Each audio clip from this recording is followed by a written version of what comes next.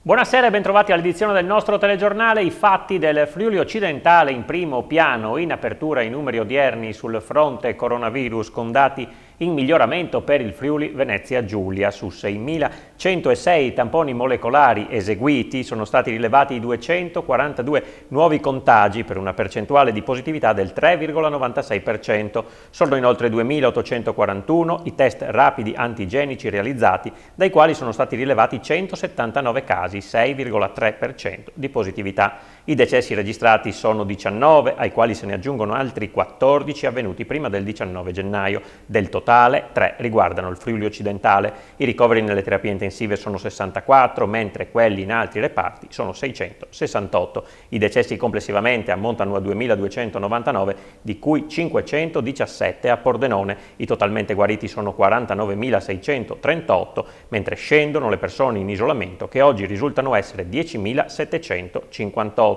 Numeri comunicati dal vicegovernatore con delega alla salute Riccardo Riccardi. Intanto procede la vaccinazione per la seconda dose degli operatori sanitari, ma le dosi scarseggiano, come ha tuonato il presidente della regione Massimiliano Fedriga, che parla di ritardi dannosi per tutto il sistema. E proprio oggi UCI Cinema, che in regione ha sale cinematografiche a Fiume Veneto e Villesse, sta contattando le autorità sanitarie per mettere loro a disposizione le porte delle multisala del circuito, in modo che possano essere utilizzate come ulteriori sedi della campagna di vaccinazione, anche se al momento nulla di ufficiale è arrivato alla regione. Ma c'è anche un pezzetto di Friuli dove le vaccinazioni proseguono a ritmi serrati. Si tratta della base di Aviano, dove è appena partita la seconda fase di immunizzazione per gli americani, previste 500 dosi al giorno. Mentre in Friuli Venezia Giulia i vaccini Pfizer scarseggiano, in attesa che le dosi promesse vengano recapitate agli ospedali del territorio, c'è un pezzo di Friuli dove le inoculazioni procedono a ritmi serrati. Si tratta della base di Aviano, dove all'interno dell'aeroporto Pagliano e Gori è ospitato il 31esimo Fighter Wing dell'aviazione americana. In base è da poco iniziata la fase B1 della distribuzione del vaccino anti-Covid dell'azienda Moderna. Come spiega il maggiore Natascia Trozzolo, questo è il primo grande passo. L'attesa è che siano almeno 500 le persone che riceveranno il vaccino ogni giorno, un numero molto elevato se paragonato alla primissima fase, avviata dopo il 7 gennaio, nella quale le vaccinazioni erano state 300 la settimana. Secondo il capo della sicurezza, il tenente colonnello Daniel O'Neill, la speranza è che questo vaccino dia sollievo e un po' di pace agli americani che operano dentro alla base e a coloro che stanno lavorando da casa con le proprie famiglie. Intanto, nella struttura militare, gli studenti delle superiori procedono con la didattica a distanza, in attesa di una ripresa in presenza dalla prossima settimana, come per tutto il Friuli Venezia Giulia. I ragazzi delle medie invece sono da poco tornati sui banchi dell'Aviano Middle High School. Il preside della scuola, Ken Harvey, parlando delle precauzioni che lo staff ha preso per rimanere in sicurezza durante la pandemia, spiega che i locali sono stati costantemente igienizzati durante il periodo di assenza dei ragazzi e lo saranno anche ora che gli alunni sono tornati in classe. Indossare la mascherina e la continua ripetuta igienizzazione delle mani sono obbligatori durante le lezioni e gli insegnanti stanno cercando di dare comunque segnali di normalità, come racconta la professoressa Janelle May. L'insegnante evidenzia come, nonostante la situazione sanitaria, scuola e professori stiano cercando di non stravolgere troppo il programma. Spazi per ospitare le lezioni e un prestito d'onore agli iscritti. Il comune di Pordenone stende il tappeto rosso per far arrivare in città, dove c'è già quella triennale, la laurea magistrale per scienze infermieristiche, completando così il percorso di studi. Per portare a Pordenone il corso di laurea magistrale in scienze infermieristiche, il Comune è pronto a fare punti d'oro, concretamente dando al consorzio universitario gli spazi necessari e offrendo agli studenti un prestito d'onore per frequentare i corsi. A dirlo è il sindaco della città sul Noncello, Alessandro Ciriani, che oggi ha pubblicato un post sul proprio profilo Facebook. Insieme al consigliere regionale Alessandro Basso, dice il primo cittadino, sto lavorando per portare a Pordenone, dove c'è già la laurea triennale, il corso magistrale, così da completare il ciclo di studi. Una figura, quella dell'infermiere professionale, il cui valore e la cui carenza continua si sono mostrate durante la pandemia. Il Comune è dunque pronto a fare la propria parte, mettendo a disposizione spazi per dare vita a un polo di formazione magistrale. Il consorzio universitario, prosegue Ciriani, è il luogo ideale per questo progetto. Inoltre siamo disponibili a concedere agli iscritti un prestito, così come succede negli Stati Uniti, per la frequenza da restituire una volta trovato lavoro. Alla base del ragionamento del sindaco di Pordenone c'è il fatto che per questo tipo di professioni le occasioni lavorative non mancheranno, nel pubblico come nel privato, sia delle strutture sanitarie sia in quelle assistenziali. Abbiamo già sentito e la incontreremo nelle prossime settimane settimane l'assessore regionale Alessia Rosolén, conclude Ciriani, che ha apprezzato la proposta. Analogamente incontreremo i rettori delle università di Udine e Trieste per iniziare a tracciare il percorso. Passiamo alla cronaca. Un curioso incidente si è verificato oggi nel ring di Pordenone. Attorno alle 13 due corriere dell'ATAP si sono tamponate in piazza Duca d'Aosta, creando notevoli disagi al traffico. Le auto si sono incolonnate lungo via Dante e la coda ha raggiunto Borgo Meduna. La corriera tamponata è stata portata via dal carro attrezzi, mentre l'altra è riuscita a spostarsi autonomamente. Sul posto è giunta la polizia locale che ha sbloccato il traffico, permettendo la pulizia della strada. I disagi per gli automobilisti sono continuati fino ad oltre le 15. E voltiamo pagina. Sono in arrivo 9,2 milioni di euro per 52 nuovi interventi in 36 comuni friulani. Si tratta dei risparmi ottenuti con i ribassi di gara degli interventi inseriti nel piano del 2020 per il ristoro dei danni provocati dalla tempesta Vaia. Ad annunciarlo è il vicegovernatore del Friuli Venezia Giulia, Riccardo Riccardi, spiegando che la Protezione Civile regionale ha sottoposto al Dipartimento nazionale l'elenco degli interventi individuati sulla base delle indicazioni giunte dai comuni, ai quali è stato richiesto di segnalare i progetti immediatamente realizzabili. Mediamente per ogni intervento saranno stanziati 300.000 euro. Per quanto riguarda il Friuli occidentale saranno 7 i comuni interessati: Pordenone, Castelnovo, Clauzetto, Frisanco, Polcenigo, Prata e Tramonti di Sopra. Saranno tante le celebrazioni nel Friuli occidentale, anche se limitate per la pandemia, per la giornata della memoria che si celebrerà domani, e anche l'arte scende in campo per dare un messaggio forte.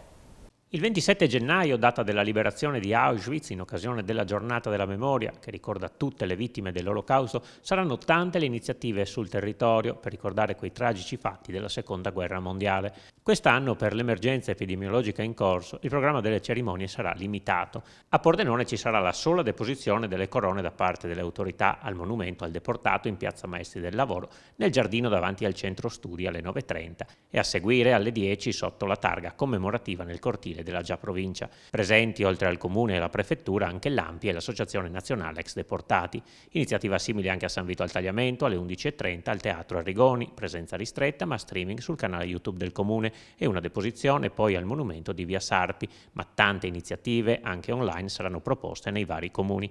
E anche l'arte scende in campo. Il pittore Ottavio Sgubin, attraverso i suoi disegni, tiene alta l'attenzione sul tema, come fa ogni anno. Ricordare oggi l'Olocausto di anime innocenti, dice l'artista, significa capacità di essere, non solo professarsi, accoglienti, solidali compartecipi, non permettere più che il colore della pelle, la lingua, l'identità culturale e religiosa possano essere pretesto di giudizio e condanna.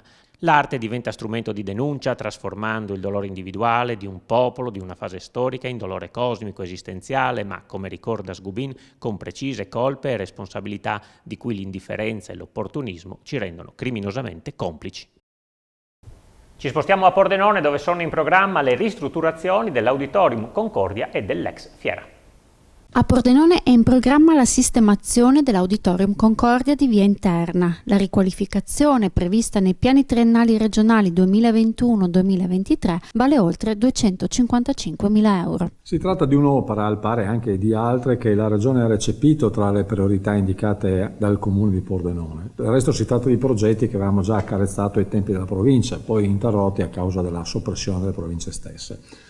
Accanto ad un intervento di 26 milioni di euro sul sistema scolastico delle scuole superiori della città si inserisce anche la riqualificazione delle facciate esterne e anche dell'interno del Concordia stesso, ed è un dato molto importante. Uno, perché è una struttura di servizio anche il sistema scolastico, che viene molto utilizzata a maggior ragione in tempi di Covid, sperando che il virus allenti la presa. Sarà necessario avere spazi grandi per conferenze, riunioni, seminari. Ma il secondo aspetto è che quella struttura è sempre stata una punta avanzata, insieme al Teatro Verdi, dell'offerta culturale della città. A 2 passi dal Concordia c'è il polo sportivo dell'ex Fiera, per il quale si sta pensando a un rinnovamento generale. È una struttura vecchia, con degli impianti che ormai sono completamente obsoleti e sorpassati, con grandi problemi dal punto di vista strutturale, quindi si impone una riqualificazione complessiva per garantire sicurezza, maggior ordine anche nella viabilità e nel parcheggio. Ecco perché abbiamo dato il via a quella che deve essere una progettazione, ad un concorso di idee, ad una progettazione generale, a cui seguiranno poi gli iter di progettazione preliminare, definitiva ed esecutiva. Ma non solo, stiamo anche già cercando i fondi per la realizzazione, perché ripeto, la qualità di vita di una città dipende anche dalla qualità dei suoi servizi. Avere sicurezza e qualità nel garantire ai nostri ragazzi di frequentare posti belli, confortevoli, sicuri e moderni, credo che sia una delle stelle polari che deve muovere sempre l'azione di un amministratore. 2 liquori sensibili al sociale. Selinis, azienda fondata da 2 veneti e 2 friulani, li realizza con il sedano della Volpe sotto i Gelsi, realtà agricola della cooperativa sociale Il Piccolo Principe di Casarsa.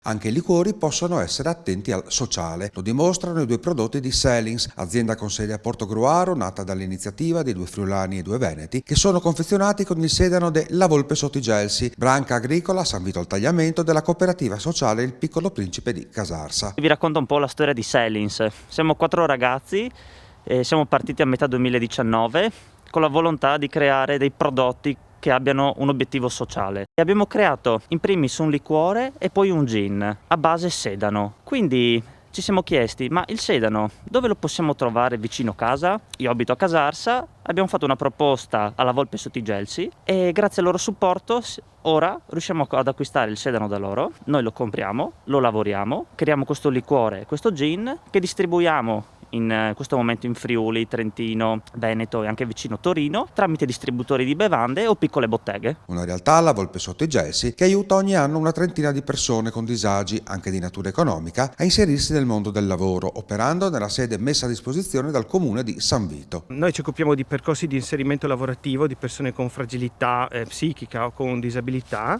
in collaborazione con il comune di San Vito, soprattutto in questo caso il comune di San Vito al Tagliamento e Servizi Sociali e l'azienda sanitaria del Pordenonese. L'attività che facciamo qui è l'attività di tipo agricolo, quindi abbiamo un orto che coltiviamo secondo i metodi di coltivazione biologica, siamo in conversione, concluderemo il nostro percorso quest'anno e Federico di Selins ci ha chiesto di collaborare sulla produzione del sedano che loro gli serviva e noi abbiamo accolto questo tipo di opportunità perché ci ha permesso di ampliare un po' anche il numero di persone da reinserire all'interno dei nostri percorsi di valutazione lavorativa. Non solo sedano, la Volpe sotto i Gelsi produce anche piante da ornamento e ortaggi di stagione che poi vengono messi in commercio. Il nostro orto è un orto che produce più o meno tutte le varietà orticole locali e i nostri prodotti vengono la maggior parte rivenduti attraverso un sistema di cassette di frutta e verdura mista e quello che non produciamo, la frutta in particolare, la prendiamo da altre cooperative certificate biologiche, sociali o meno del territorio. Era questa la nostra ultima notizia per stasera, dopo di noi lo scrigno condotto da Daniele Paroni che vi porterà a spasso nel Museo della Grande Guerra. L'edizione del telegiornale di Pordenone torna domani alle 20:45. Grazie per essere stati con noi. Buona serata.